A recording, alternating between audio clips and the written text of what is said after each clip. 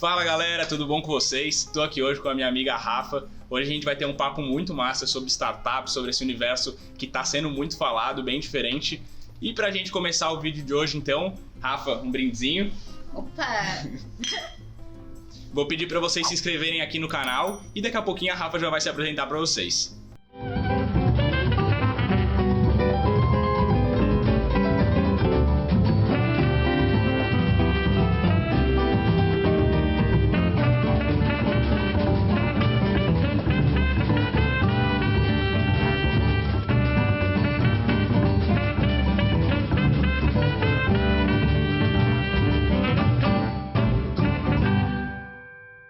Rafa, então bem-vinda aqui ao nosso canal. Eu queria que tu contasse um pouquinho pro pessoal como tu chegou nesse mundo de startups, quem é a Rafa, como que é a tua empresa hoje, o que tu faz. Então, quem é a Rafa? Eu sou advogada, eu sou empreendedora. Hoje eu sou sócia de um escritório de advocacia que só atende consultivo para empresas de tecnologia, inovação e startups. Fazemos tudo, na prática a gente acaba fazendo tudo para esse segmento, desde análise de contratos, questões societárias, questões trabalhistas, adequação à LGPD, internacionalização, enfim, tudo que essas empresas necessitam. E eu sou a coordenadora da parte societária do escritório. Tu tem formação em administração também, né? Eu sou formada em Direito, sou formada em Administração, que na verdade, que me trouxe, graças a essa experiência, foi onde eu tô hoje. Porque se eu tivesse só a minha formação no Direito, provavelmente eu não estaria no segmento que eu tô hoje, que é essa área de startups, esse ecossistema de tecnologia. Então fez toda a diferença a minha formação em Administração. O empreendedorismo ali vem um pouco disso também, né? Da parte de empreender. Então, eu empreendo desde sempre, porque a minha família é muito empreendedora. Então, eu sempre tive essa veia muito forte lá de casa. Aí, no final da faculdade, eu tive uma startup de surf. Sim, porque eu e meu irmão a gente surfa, então a gente desenvolveu uma startup de surf, não deu certo, óbvio, né? E acabou que essa experiência me trouxe para o mundo da tecnologia, foi onde eu me apaixonei. Eu conheci muita gente, fiz muito networking e me abriu muitas oportunidades. Aí, no final da faculdade, então, eu tive essa startup, não deu certo. Aí eu não tinha o que fazer da vida, estava desempregada e surgiu uma oportunidade para trabalhar num escritório de advocacia tradicional. Aí eu entrei nesse escritório, mas eu só entrei porque era um escritório tradicional que queria ter uma pegada de inovação. Eles me chamaram, porque eu não tinha experiência nenhuma no direito, ninguém queria me contratar. Aí eles viram, essa menina entende tecnologia, eu vou chamar ela. Aí acabou que eu percorri várias áreas desse escritório, desde a parte administrativa até a parte de advogar mesmo. Eu saí desse escritório com uma carteira de clientes mais relevante. Então, assim, eu cresci muito ali dentro. Mas eu tive burnout, né? Como qualquer profissional hoje. Todo bom empreendedor de tecnologia. Não tem. E eu acabei pedindo pra sair. E daí, nesse momento que eu pedi pra sair do escritório, eu acabei conhecendo meu sócio, que tava nesse momento desse projeto que a gente tem hoje, que é o escritório, e daí foi onde eu tô hoje. Então, foi que as oportunidades foram se casando, assim. Foi eu ter feito administração, que me levou a empreender e ter um aplicativo, que me botou no mundo da tecnologia, que daí me fez entrar num escritório que não era pra divulgar, que era pra eu mostrar esses meus conhecimentos em tecnologia. Acabou que o projeto lá não deu certo, daí eu saí, daí eu já tô aqui. E para contextualizar o pessoal, então, a gente fala de startup, a gente está mais ou menos nesse meio, a gente sabe bem o que são esses termos, né? Mas o que é uma startup? O que caracteriza assim, uma startup? Porque a gente podia chamar, sei lá, somente de uma empresa ou somente de empreendimento. Mas qual que é a diferença, assim? Então, como uma boa advogada, tudo depende. A resposta de advogada sempre depende. Tem vários conceitos para startup, né? Mas assim, sendo bem objetiva, startup é um modelo de negócio escalável, repetitível, num ambiente incerto. Isso significa o quê? Significa que não são negócios, normalmente são negócios de base de inovação, não necessariamente, mas normalmente são, e que eles estão num ambiente de incerteza. Por quê? Porque não foi testado, não é um modelo consolidado, não é um negócio tradicional. Então, por isso que a gente fala, né? E tem que ser escalável. O que significa ser escalável? Ele tem que crescer, ele tem que se replicar, de forma com que, a partir do momento que o negócio aumente, os custos não aumentem proporcionalmente, né? Então, isso é muito importante. tem alguma relação que, até onde eu sei, assim, a maioria das startups, quando começa, ela queima bastante caixa, né? Até conseguir o negócio se firmar, digamos assim. Mas isso tem relação com o conceito de startup ou é uma coincidência que... Na verdade, a maioria das empresas de tecnologia, e isso não significa só as startups, mas empresas de tecnologia também, elas trabalham nesse sistema de cash burn, que a gente chama. Elas ficam queimando dinheiro até conseguir... chegar no break-even, né? Não necessariamente chegar no break-even, tá? Elas ficam queimando dinheiro até elas conseguirem provar a validação do negócio delas. Então, assim, elas passam por muitas rodadas de investimento e elas ficam ali queimando. Tem empresa que recebe tanto dinheiro que tem que fazer aquela loucura, contrata um monte de gente e literalmente queima dinheiro mesmo. E, assim, não é regra geral, mas normalmente empresas de tecnologia elas não dão lucro. Elas trabalham só para aumentar o seu valuation, né? Então, claro que tem empresas que atingem seu break-even, que distribuem lucros, mas a regra geral das empresas de tecnologia é realmente queimar dinheiro, não ter o lucro e reinvestir todo esse dinheiro na empresa. Principalmente aqui no Brasil, isso, né? Eu acho porque as empresas de tecnologia lá fora hoje... eu acredito, pelo menos, que o mercado lá de fora hoje de tecnologia é um pouco mais maduro que o nosso brasileiro. Não necessariamente. Por exemplo, olha a Uber. A Uber é uma empresa que ela só tá queimando dinheiro. Netflix também.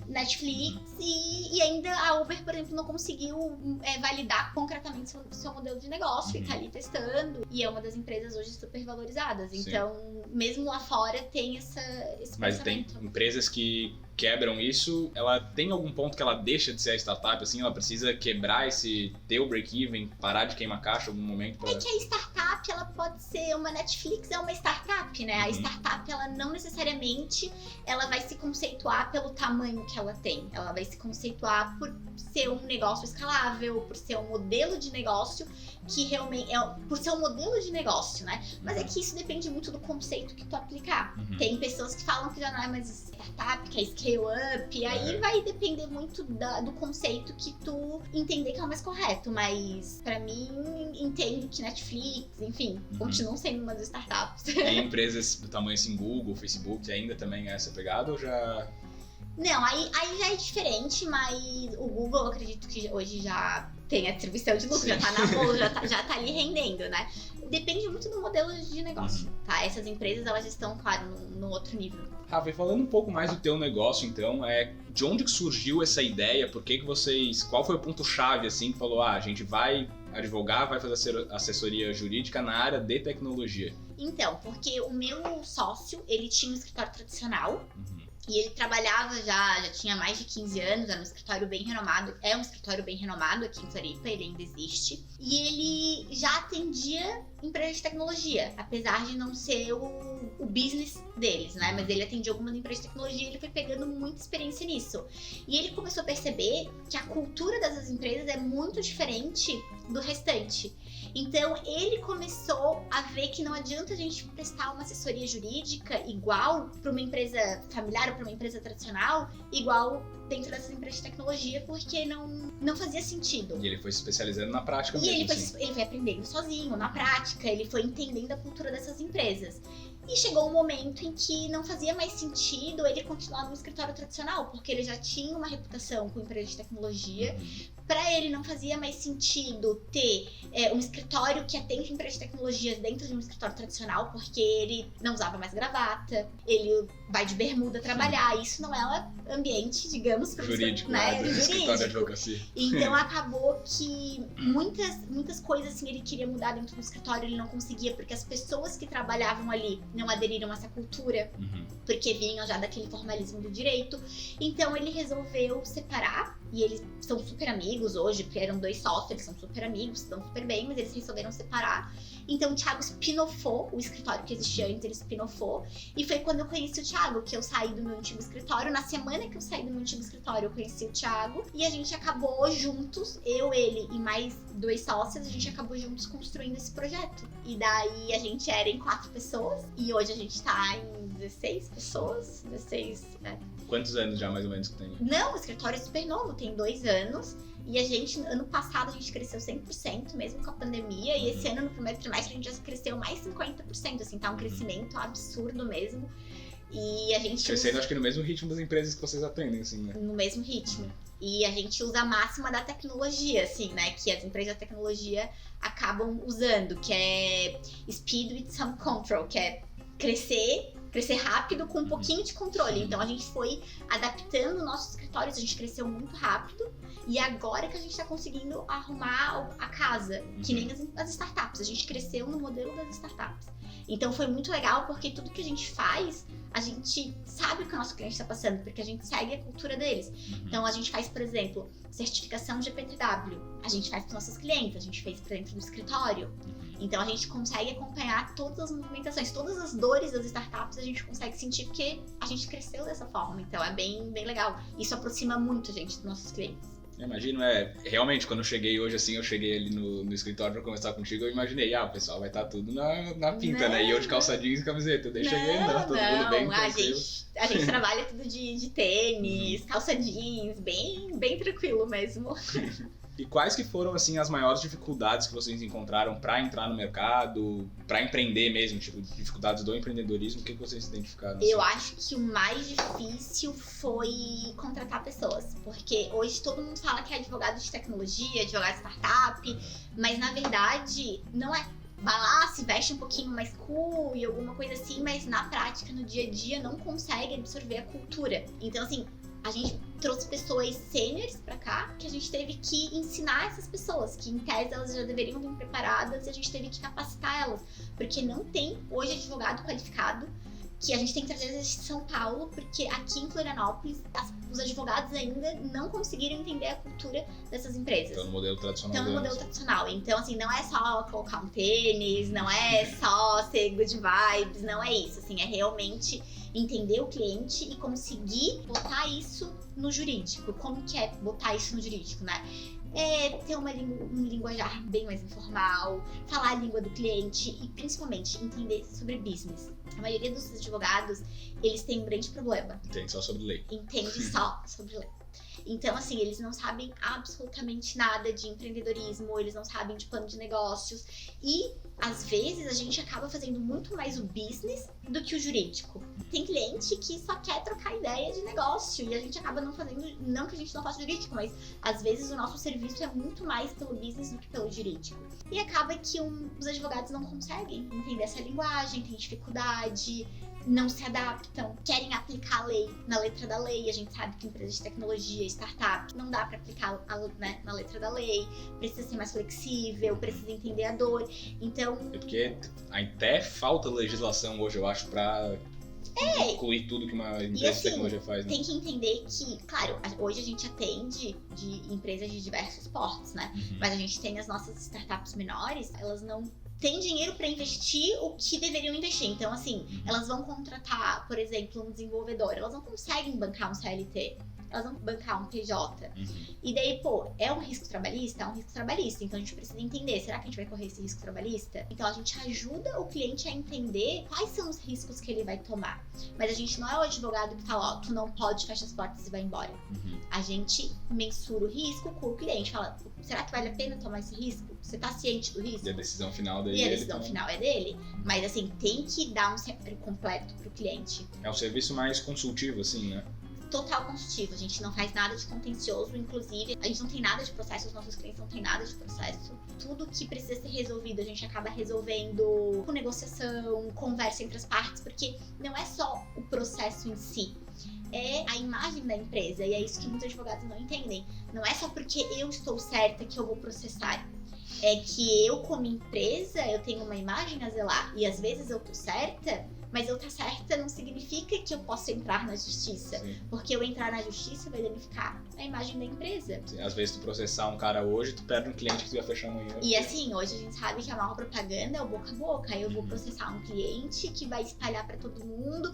Então assim, a gente precisa entender que mesmo a gente sendo certo, não, às vezes a melhor saída não é o processo. E a gente consegue resolver tudo muito na negociação. E até hoje a gente não teve nenhum problema, assim. Eu acho que a gente teve 2 processos e a gente nem faz, né? Então a gente sempre terceiriza.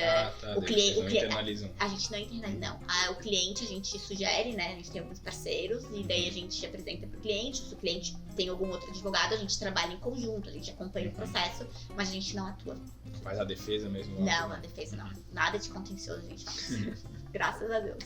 Ficou só com a parte boa. Mais ou menos, porque o consultivo, eu adoro o consultivo, mas todo mundo acha que é só, é tranquilinho, mas não é, pô, a gente acaba trabalhando pra caramba. E daí tem a outra parte também, porque a gente não tem horário, né? Então o cliente manda mensagem sábado, domingo, sexta. Como a nossa comunicação é muito informal, é tudo por WhatsApp. Dá liberdade, né? Da liberdade, então assim, 11 horas da noite, meia-noite, tá falando com o cliente, sábado, domingo, não tem horário, mas porque é a nossa característica, né, dessa aproximação com o cliente. Pra começar uma startup assim, hoje qualquer um abre, né? Tem que ter coragem, Sim. mas vai, qualquer né? um abre. Tipo, não tem uma questão jurídica, assim, tipo, abrir um CNPJ igual uma empresa normal. Não necessariamente abrir um CNPJ. A gente sempre fala, quando começar a faturar, a gente abre um CNPJ, valida a ideia, testa. Essa que é a diferença do advogado que trabalha com isso. Porque se tu vai falar com o advogado tradicional, ele vai falar, abre teu CNPJ. Não, peraí, vamos validar essa ideia. Tua hipótese foi testada. Tá? Quando começar a faturar, a gente valida. Antes disso não tem porquê, porque é um custo desnecessário. Então, esse passo a passo é importante. Essa aí foi uma coisa que era dúvida minha que já vai pro vídeo. E falando ainda do que o teu escritório faz, assim, vocês participam, organizam, né, rodadas de investimento também, né? O que são essas rodadas? Quem que pode participar dessas rodadas? Então, a rodada ela vai depender muito da maturidade da empresa e do valor, do aporte que vai ser recebido. Então, eu tenho desde os 3 Fs, que a gente chama, né? Que é o Friend, Families and Fools, que é a família, amigos e tolos.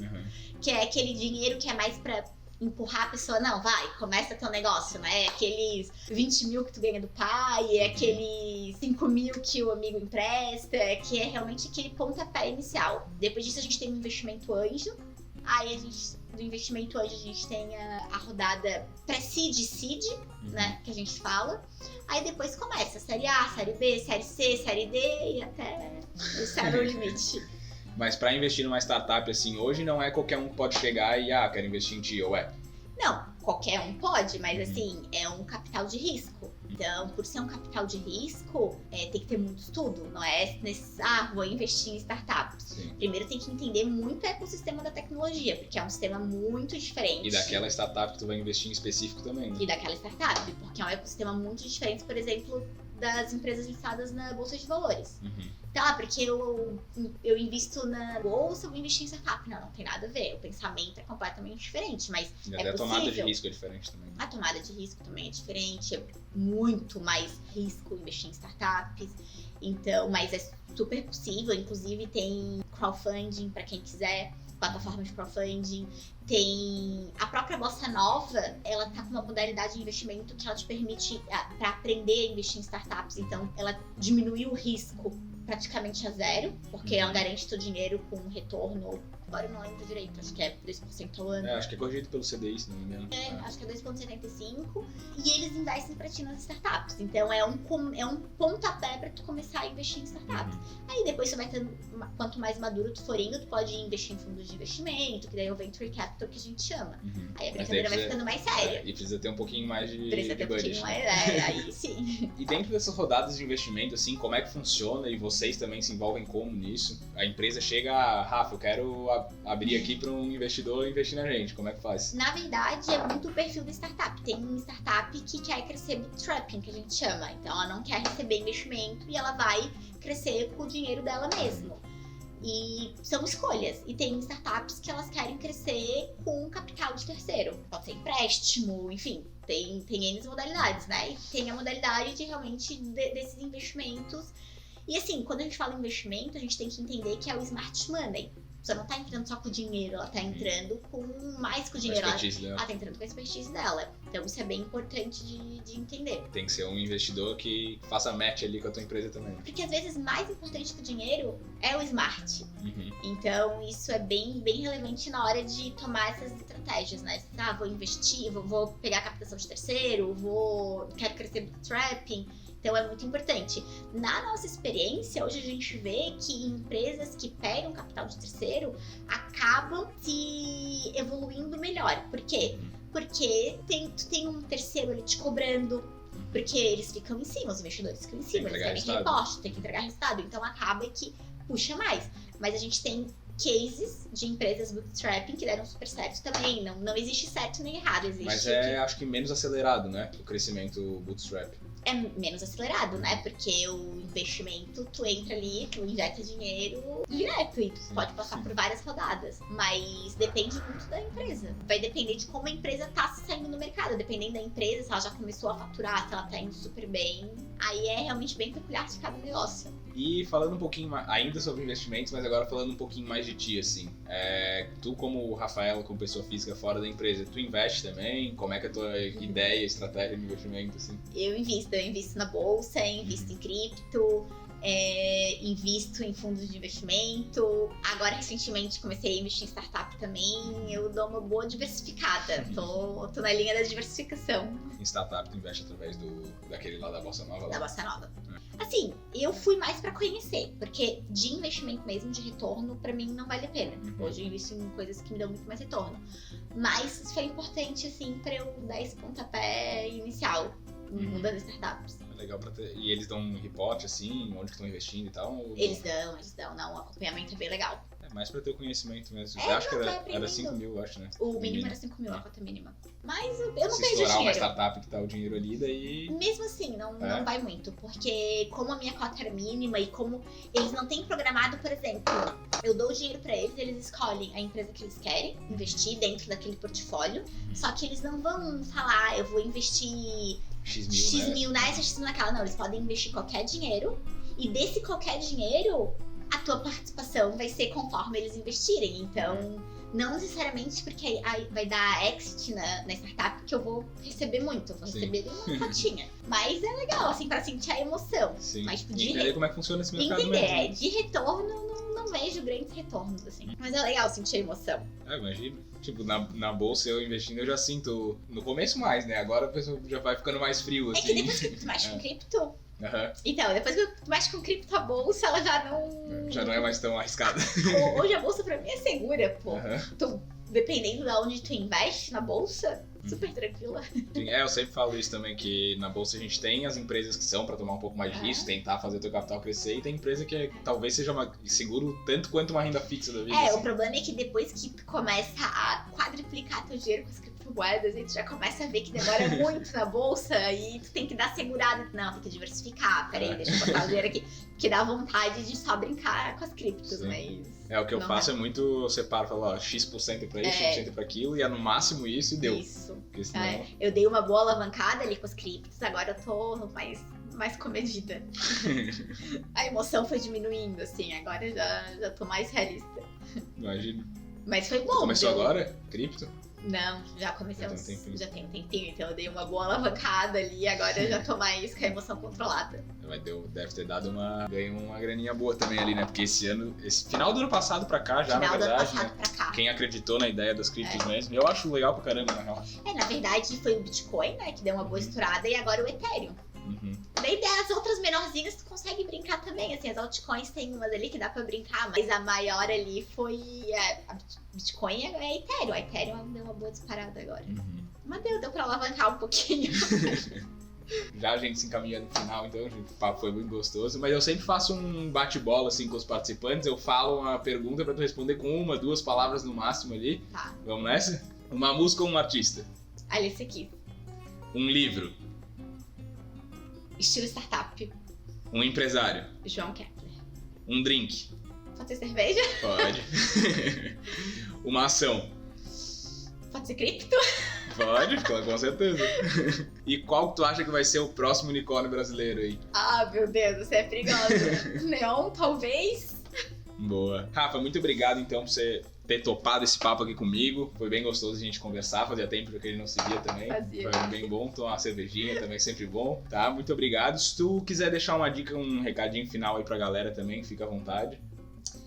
Então, pessoal, interdisciplinaridade foi o que, quando eu fiz as 2 graduações, faltava nos 2 cursos, faltava tanto no direito como na administração, essa questão da interdisciplinaridade. Então, se eu posso dar uma dica, procurem novos conhecimentos, não fiquem só na zona que vocês se graduaram ou que vocês trabalham, porque o mercado hoje não quer mais isso. Hoje o mercado está interessado em pessoas que têm diversos conhecimentos e que sabem executar.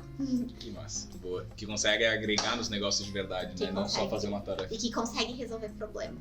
Principalmente. Principalmente. Eu acho que hoje o mercado só quer pessoas assim, não quer nem pessoas, não importa se tu se graduou, se tem 10 diplomas. O mercado quer experiência. Era pra gente ir pro encerramento aqui, mas como surgiu mais um papo, então eu vou até te perguntar aqui. Nesse ambiente de tecnologia, inclusive, acontece muito isso, né? De pessoas que nem têm formação ou têm uma formação, sei lá, o cara é formado em geografia e trabalha com vendas, coisas nesse sentido, né? É porque no mundo da tecnologia é muito o quanto tu dá de resultado. Tu não precisa ir trabalhar e bater ponto nas empresas. Tu pode ficar em casa, tu pode trabalhar 1 hora por dia. Se tu entregar aquilo que a empresa quer, tu trabalha 1 hora por dia. A pandemia reforçou muito isso também. Né?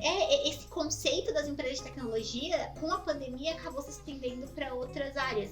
Porque, na verdade, é resultado. Tudo é resultado. Muita gente está sendo despreparada das universidades. Então, hoje é a experiência. Se tu tem diploma, se tu não tem, se tu é uma pessoa que corre atrás, se tu é uma pessoa dedicada, se tu é uma pessoa esforçada, não tem por que tu não dar certo. Não é isso que vai fazer diferença. Não é isso que vai fazer diferença. Claro que o diploma e a formação é importante se tu sabe usar isso a teu favor. Se tu não usa isso a teu favor, tu é só mais um com o diploma embaixo do braço.